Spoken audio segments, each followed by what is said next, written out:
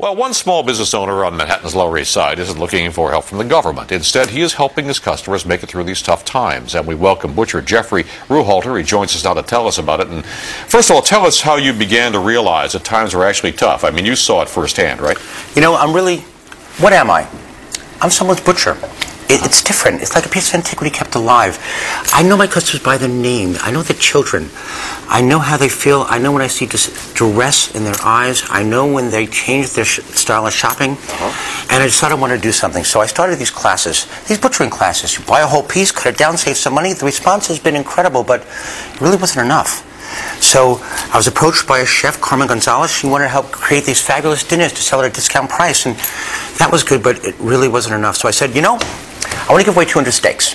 200 steaks. Give away 200 steaks. Just give away 200 steaks. Find people who just lost their job and give away 200 steaks. So I spoke to some of the people in the neighborhood. And I got Ronnie Sue chocolates to give out some truffles, and Saxony cheese to give out some cheese, and Sugar Sweet Sunshine to give out cupcakes for everybody. And I said, you know, that's great, let me do more. And I went to the Essex restaurant, and I asked them to help me. And they gave me seating for 130 people. Then I went to the absolutely gorgeous Rivington Hotel, and they gave me their restaurant for an evening. So I had seating for 230, I had all the food prepared, and they were going to charge $10 a piece. So you're feeding a lot of people in your neighborhood. Yeah. Well, actually, no, tell me just specifically some of the stories. I mean, I read some of the sad stories of people who this is are a story your that routine customers that come into your shop and can't afford to buy anything. Right? I mean, it's ridiculous. The woman that started crying when she couldn't get $7 worth of beef stew, but there's a woman that came in today. She had come down from 185th Street. Her and her husband lost their home. They found this rent-controlled apartment at $1,500, which is, God, oh so cheap. And she said they've been eating pasta and peanut butter. And she was hoping to do this for her husband. So I took her to the restaurant, showed her where she's going to have dinner, and I gave her a couple of steaks for tonight. And she started to cry. I mean, I'm on the front line. How can you afford this? How can you afford to give away the meat? How can I afford not to?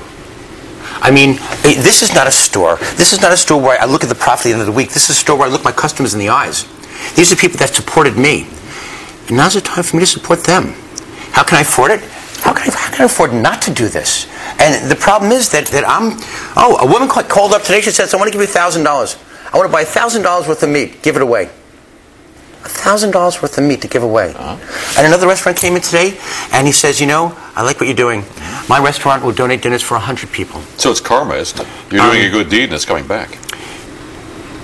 I don't know what it is, but I know if I don't do anything, I won't feel right. And these people are looking me in their eyes, and I'm looking at them, and I'm seeing their children, and I'm seeing them struggle to feed their children.